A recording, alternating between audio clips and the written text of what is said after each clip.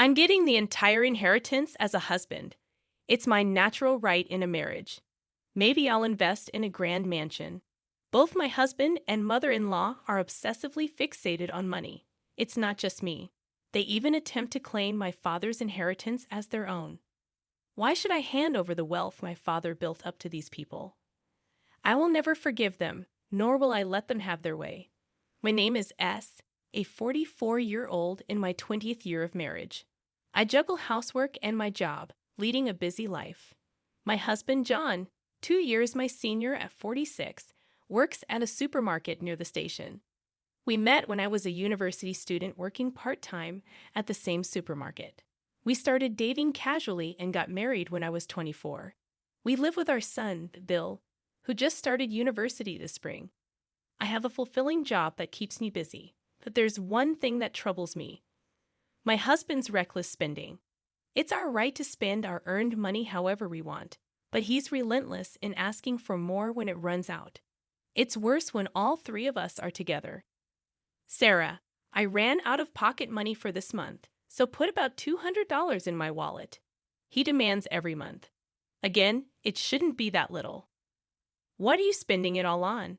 A man has various social obligations. My husband raises his voice immediately if I show the slightest resistance. It's all because you insisted on sending Bill to college in the first place. My mother-in-law adds, cornering me with sarcasm. That's right, Sarah. It's enough to just graduate high school like John did. What are you thinking? You don't want Bill to end up like John just because you graduated from college yourself. My father-in-law chimes in. This dynamic is always the same when it comes to money. I'm really glad Bill wasn't home at this time. He doesn't think highly of his grandparents either and makes sure to go out whenever they're coming. Then, one day, while preparing dinner, Bill told me something shocking. Mom, Dad's cheating. I saw him. He was walking into a hotel arm in arm with a woman. I never thought I would hear such a report from my son. I felt more disgusted than angry, realizing I probably didn't love him anymore. Just get a divorce, Mom. I can work part-time. My son reassures me. It's very reassuring to know my son feels the same way. Thank you, Bill, but I'll talk to your father first. You don't have to worry about anything if we do get divorced. I'm working too. On the night I thought to confront him about this, suddenly my husband came home with his parents. Father-in-law, mother-in-law. What brings you here all of a sudden? Then my husband and his parents barged into the living room. I thought I'd do something nice for my parents, like taking them on a trip to Hawaii.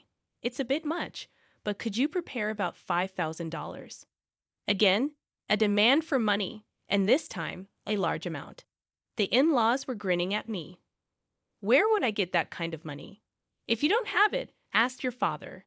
It's unfair that your parents live in a big house and we're in a rental apartment. He came up with some nonsensical argument. I was fed up and said, speaking of which, you're cheating, aren't you? My husband and his parents froze. I thought it would be better to have them hear it too, so I decided to confront him as planned. I don't know what you're talking about. Why would I cheat? Do you have any proof? He was clearly flustered. Someone saw you entering a hotel looking cozy with another woman. Bring this person who saw it.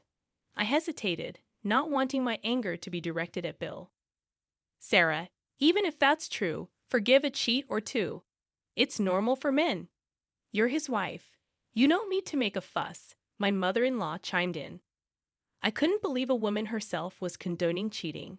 More importantly, hurry up with the money for the Hawaii trip. Yeah, we already made the reservations, added my father-in-law. That's right, Sarah. I'm counting on you. My husband always tries to change the subject when things don't go his way. I couldn't stand these people anymore. I decided to cut ties. We're getting a divorce, I said calmly. What are you talking about? Don't decide that on your own. If you really want a divorce, I'll take your parents' mansion as property division, my husband retorted as we argued. While we were in the midst of our disagreement, my cell phone rang. It was my uncle, my father's brother, with whom I often shared drinks. Is that you, Sarah? Your father suddenly lost consciousness and collapsed. He's been taken to the hospital by ambulance. I don't know his condition yet, but can you come quickly? He informed me. Without hesitation, I explained the situation to my husband and his parents and hurried to the hospital. Uncle, how's Dad? I inquired upon arrival. For now, he's asleep. He's not in immediate danger, but his condition isn't great, my uncle responded. I felt somewhat relieved, fearing the worst. My father, at 67, faced the inevitable vulnerabilities of age. He had taken over the company from my grandfather, working tirelessly to lead a comfortable life. However, things were tough in the beginning, to the point where we almost had to sell the grand house my grandfather had built. My mother passed away from an illness when I was in middle school, but my father never remarried and raised me by himself. He was irreplaceable to me. It seemed like he wouldn't wake up that day, so after talking with my uncle for a bit, I returned home. A few days later, I received a call that my father had woken up, and Bill and I went to visit him. Hey, Sarah. Bill. Sorry to worry you. My father greeted us. He seemed more energetic than I thought, a relief for both Bill and me. Bill, how's college going? He asked. Yeah, college is fun, and I'm studying hard, Bill responded. My father was happy to see Bill, creating a moment of connection amidst the challenging times. But when Bill stepped out, he said, Sarah, if something happens to me, I've left everything about the company to my subordinates, so you don't have to worry. As for the house, I interrupted my father. Dad, don't talk nonsense. Just get better soon. You don't need to worry about anything right now. Yeah, you're right, my father replied with a sad but gentle smile. Afterwards, the doctor called me, and it seemed my father's condition was quite serious. Years of overwork had taken their toll. On the way back, I couldn't stop crying. A few days later, my father passed away. That night, I cried until my eyelids swelled. During that time, Bill was my only support, staying by my side the whole time. However, as an only child, there were things I had to do. I started preparing for the funeral, trying to switch gears. The funeral was held at my family home, and many people came to offer condolences. I was reminded of how great my father was. I was too busy with arrangements to grieve. Bill helped as much as he could, even though he didn't understand everything. But my husband just played with his phone, doing nothing. With the help of relatives and my father's colleagues, we managed to get through the funeral. As we were cleaning up, my in-laws hurried over. Father-in-law, mother-in-law, thank you for today, I greeted them. My mother-in-law said, Sarah, that's not important. What a splendid house as always. She seemed impressed by the size of my family home. Ha! I was speechless due to our vastly different emotions. Sarah, is it true this house would sell for $3 million? Another insensitive question from my father-in-law. I evaded the question, I don't know. It's not my house. Then my mother-in-law quickly added, you don't have any siblings, right, Sarah? Yes, what about it? I answered sternly. Oh, nothing. Just checking. After that, they left, satisfied with my husband. After all the memorial services were over, I finally had a moment to breathe. While I was putting away the funeral clothes at home, my parents are coming over now. What? Why are they coming? I was depressed, thinking it was about money again. Why are they coming? They're my parents. We'll talk about it when they get here. So, wait a little longer. A few minutes later, my in-laws arrived grinning. They sat on the sofa, and then my husband said, Hey, Sarah, when are we moving? If it's just the three of us in such a big house, it's a waste. My parents will live with us after we move. What are you talking about? All of a sudden, we're getting divorced. I was busy with my father's affairs, but my intention to divorce hadn't changed. Oh, come on, that topic again. I was wrong before, got a bit angry. But I'm not cheating, and I don't want a divorce. Don't joke around. My husband dismissed the idea. I raised my voice. Now. You two spouses share everything, so it's not good to monopolize. He smirked and said something nonsensical. A wife should listen to her husband. You're planning to keep all the inheritance for yourself? I'll take it all. It's my right as a husband. If you don't like living together, Sarah, you can just give us the inheritance. Maybe we'll buy a mansion. My husband and his parents seemed to think all the inheritance was theirs. What a ridiculous family! My patience had long been exceeded by the audacity of these people, thinking they could inherit the house filled with precious memories of my father and the wealth he had worked so hard to accumulate. I want a room that's spacious and gets plenty of sunlight. I'd prefer a room close to the toilet. There are plenty of toilets in such a big house. Despite my glaring at them in anger, they were discussing these outrageous things. I vowed never to let them have their way. A few days later, I received a call from my uncle. "It's been tough, Sarah." "You did well," he consoled me. Then he mentioned, "There's something I need to talk to you about. Can you spare some time?" I agreed to meet him that night. "Uncle, what's up? What did you want to talk about?" I inquired when we met. "There's something I absolutely have to tell you, Sarah," he began. What he shared left me shocked, and I couldn't believe it had come to this. I decided to confide in him about what my husband and in-laws were saying, ridiculous and unforgivable things. My uncle was furious.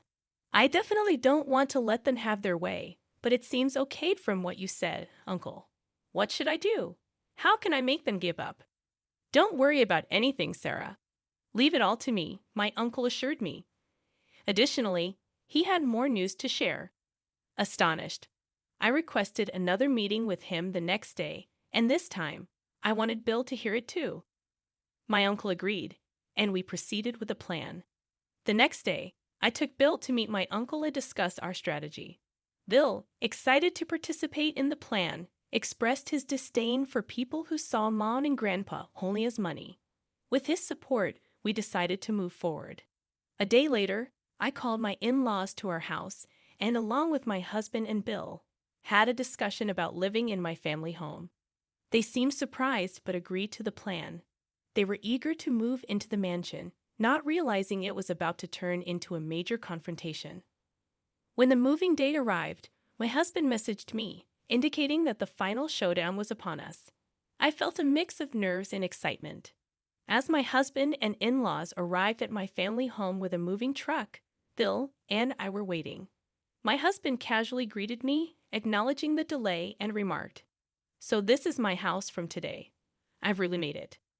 Ignoring his comment, I looked at my in-laws, who were still sparkling with excitement. The gate opened, and my uncle appeared. He stood there, arms crossed, silent. My husband, apparently not remembering my uncle from the funeral, asked, "Who are you?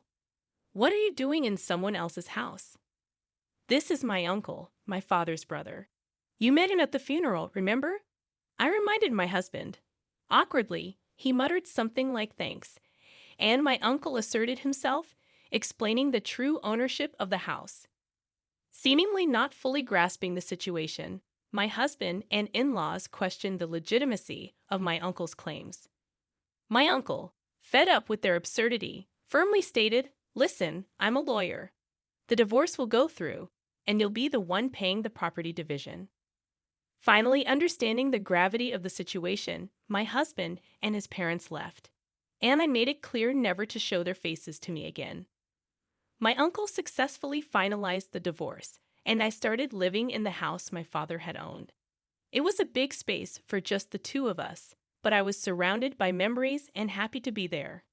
Cutting ties with my ex-husband and his parents proved to be a relief both physically and mentally. They struggled with part-time jobs and day jobs, and my ex-husband even called me once, pleading for money. I, however, maintained my distance, treating them as strangers. I feel like a weight has been lifted off my shoulders, and I'm now focused on working hard at the job I love. My immediate goal is to see Bill successful.